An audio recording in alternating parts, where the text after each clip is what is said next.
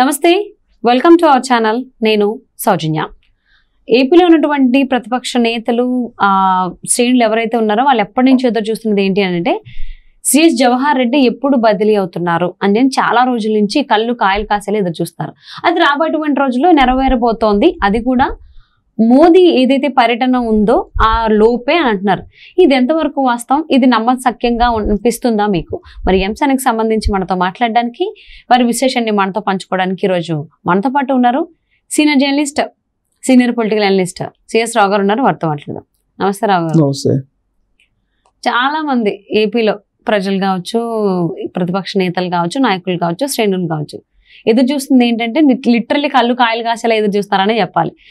CS Jawahar Reddy and DGP గారు ఎప్పుడు బదిలీ అవుతారు? ఫస్ట్ ఆఫ్ ఆల్ సిఎస్ గురించి మనం మాట్లాడుకున్నట్లయితే తీసుకున్నట్లయితే రాబోయేటువంటి రోజుల్లో మోదీ టూర్ ఫిక్స్ అయింది కాబట్టి ఆ మోదీ టూర్ జరిగే లోపు సిఎస్ జవహర్ రెడ్డి బదిలీ అయిపోతారు, ఆయన మీద వేడి పడబోతోంది అని అంటున్నారు. పడుతుంది అంటున్నారు కానీ ఎప్పుడు పడుతుందో తెలియట్లేదు. అసలు పడేటువంటి అవకాశం ఉందా? దీని మీద విశ్లేషణ విని నువ్వు కూడా అలసిపోయినట్టున్నా. సిఎస్ బదిలీ అవుతాడు. అంటే ఒక పాట ఉంటది కదా వెంకటేశ్వర స్వామికి సంబంధించి, అదిగో అదిగో అని.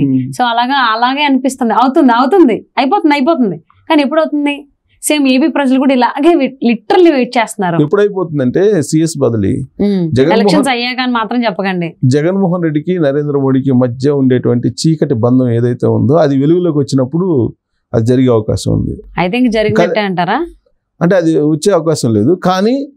కానీ రాష్ట్ర ప్రభుత్వంలో రాష్ట్రంలో జరుగుతున్నటువంటి అనేక అంశాలు ఏవైతే ఉన్నాయో అవన్నీ కూడా అప్ టు డేట్ ఎన్నికల కమిషన్ దగ్గరికి వెళ్తున్నాయి.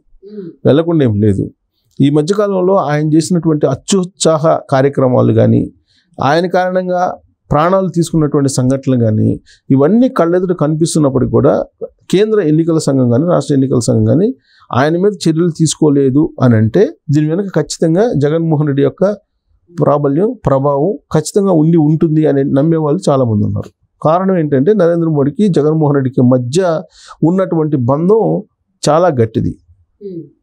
ఇప్పుడు ఒకవేళ ఎన్డీఏలో భాగస్వామిగా తెలుగుదేశం పార్టీ, జనసేన ఉన్నప్పటికీ కూడా జగన్మోహన్ రెడ్డికి ఇచ్చేటువంటి ప్రాధాన్యత నరేంద్ర మోడీ కూటమిలో ఉండేటువంటి భాగస్వాములకు ఇవ్వటం లేదు అనేటువంటి ఒక అభిప్రాయం అయితే ఉంది. ఆ అభిప్రాయం ఉండడానికి కారణం ఏంటంటే సిఎస్ని బదిలీ చేయకపోవటం, చీఫ్ సెక్రటరీని బదిలీ చేయకపోవటం. సిఎస్ని బదిలీ చేయాలని చెప్పి ఆంధ్రప్రదేశ్లో ఉండేటువంటి బీజేపీ నేతలు, తెలుగుదేశం పార్టీ వాళ్ళు, జనసేన అందరూ కలిపి ఢిల్లీకి వెళ్ళి ఇప్పుడు 4 సార్లు 5 సార్లు కంప్లైంట్ చేశారు. కంప్లైంట్ చేసిన తర్వాత ఇదిగో రేపే ఎల్లుండే జవహర్ రెడ్డి బదిలీ కాబోతున్నారు, ఇక ఆయన ఉండడు అని చెప్పి చెప్పుకుంటూ వచ్చారు ఇప్పటిదాకా.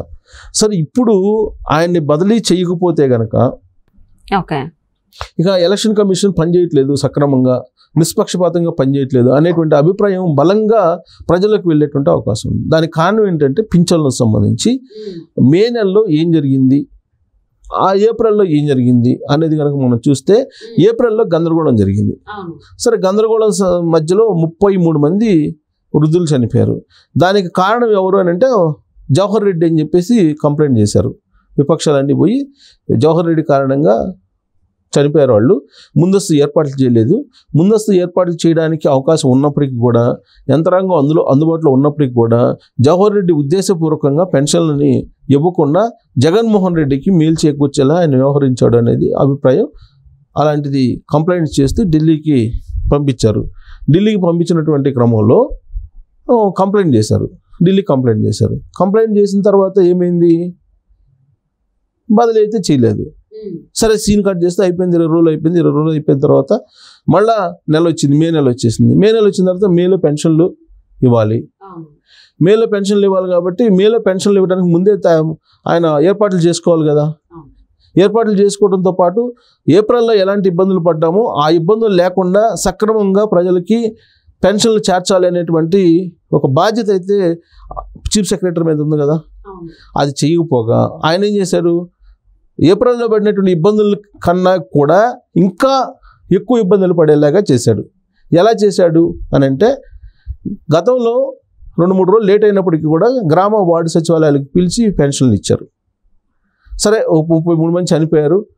ఆ చనిపోయినటువంటి క్రమంలో రాజకీయాలు అటు వైఎస్ఆర్ కాంగ్రెస్ పార్టీ మీద తెలుగుదేశం పార్టీ మీద వైఎస్ఆర్ కాంగ్రెస్ పార్టీ ఇలా పరస్పరం ఆరోపణలు చేసుకుంటూ వచ్చింది.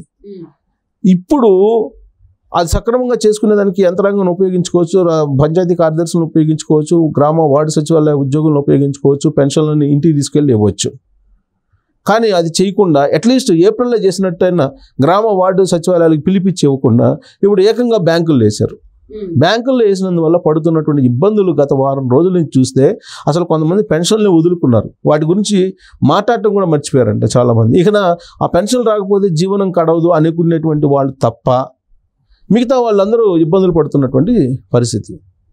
సో మిగతా వాళ్ళు బ్యాంకులకు వెళ్ళి క్యూలో నుంచొని, బ్యాంకులకు వెళ్తే ఎలా ఉంటుంది, ఒక చెక్కు తీసుకోవాలన్నా లేదా ఒక చెక్కు మార్చుకోవాలన్నా లేదా అమౌంట్ డ్రా చేసుకోవాలన్నా, మన అమౌంట్ మనం డ్రా చేసుకోవాలన్నా దాని మీద ఫిలప్ చేయాలి.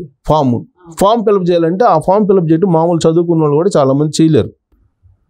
అలాంటిది వీళ్ళు పోయి అక్కడికి వెళ్ళి బ్యాంకుల్లో క్యూలో నుంచొని ఆ ఫామ్ ఫిలప్ చేసి ఆ 2,000 రూపాయలు లేదా 3,000 రూపాయలు తీసుకునేదానికి, 3,000 రూపాయలు ఇప్పుడు పెన్షను, ఆ 3,000 రూపాయలు తీసుకునేదానికి ప్రయత్నం చేస్తే తీరా 3,000 రూపాయలు అకౌంట్లో లేవని చెప్పి చెబుతుంటే వాళ్ళు కొంతమంది ఇబ్బంది పడుతున్నటువంటి పరిస్థితి. ఇంకొంతమంది ఏంది, అసలు బ్యాంకుల్లో అకౌంట్లో పడకుండా పాత అకౌంట్లు ఏవో కొన్ని ఉంటాయి, వాటిలో పడినటువంటి పరిస్థితి.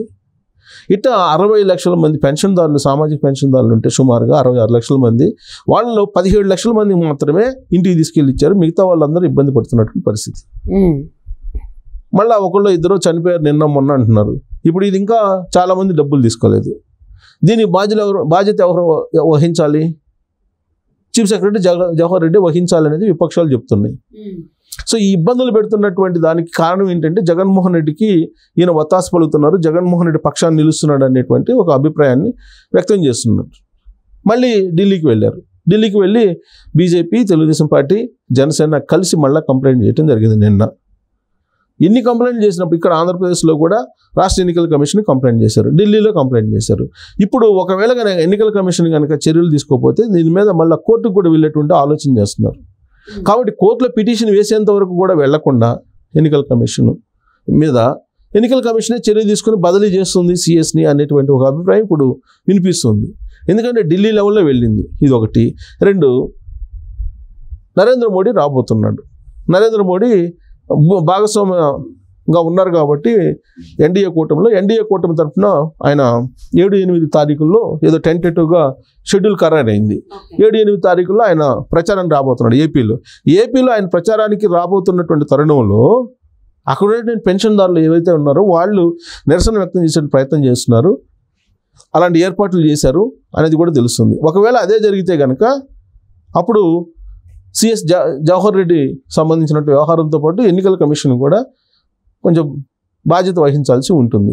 అందుకే అసలు సిఎస్ని ముందే బదిలీ చేస్తే సరిపోతుంది. లేదంటే ఈ పెన్షన్దారులు పోయి మాకు పెన్షన్లు కావాలి, పెన్షన్లు ఇవ్వలేదు, ఇబ్బంది పడుతుందని చెప్పి వాళ్ళు నిరసన వ్యక్తం చేయటమో లేకపోతే ఇంకో రకంగా ఉంటే కనుక అది అబాస్పాలు అయ్యేటువంటి అవకాశం ఉంది. నరేంద్ర మోడీ టూరు, అందుకే నరేంద్ర మోడీ టూర్కి రాబోయే ముందు ఈయన్ని బదిలీ చేస్తే అటు భాగస్వామ్య పక్షాల్లో కూడా కొంత ధైర్యం, బీజేపీతో పొత్తు పెట్టుకున్నందువల్ల ఉపయోగం ఉంది అనేటువంటి అభిప్రాయం.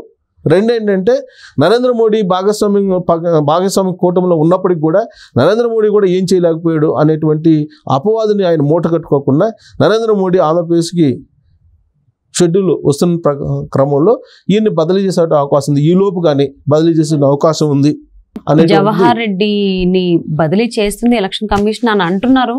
ఇంకా అవే మాటలు వినిపిస్తూ ఉన్నాయి. అండ్ ఇంతకు ముందు మోదీ పాల్గొనేటువంటి చిట్లూరుపేట సభ ఏదైతే ఉందో అలాంటివి ఏమన్నా మళ్ళీ పునరావృతం అయ్యేటువంటి అవకాశం ఉందా?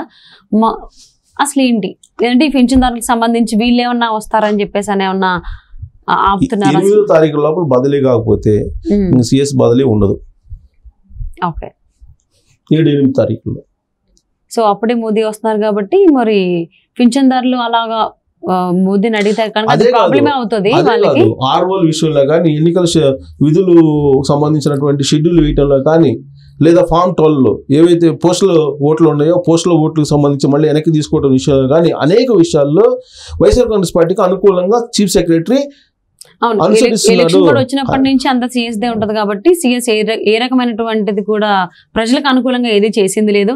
అది పెన్షన్ కి సంబంధించి కావచ్చు ఏదైనా. ఈవెన్ మోదీ సంగతి గురించి మనం తీసుకున్నా కానీ ఆ సభలో కూడా ఆయన చేదనుభవం అయింది. మరి ఇవన్నీ ఆయన మీదకి రాకుండా సిఎస్ ని బదిలీ చేస్తారా ఎలక్షన్ కమిషన్, లేకపోతే కంటిన్యూ చేస్తుందా? మీరన్నట్టు 8వ తారీఖు వరకు వెయిట్ చేద్దామండి, ఆ తర్వాత అనేది క్లారిటీ వచ్చేస్తుంది, చూద్దాం. Thank you so much CS Rao గారు.